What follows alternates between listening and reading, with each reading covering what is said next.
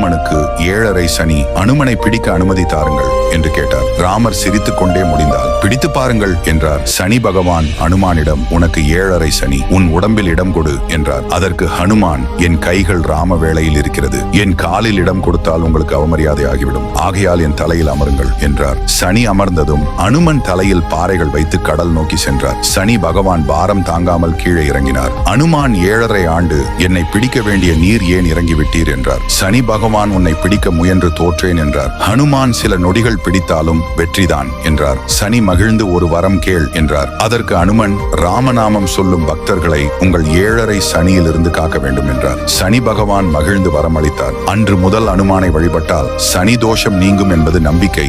Jai Hanuman.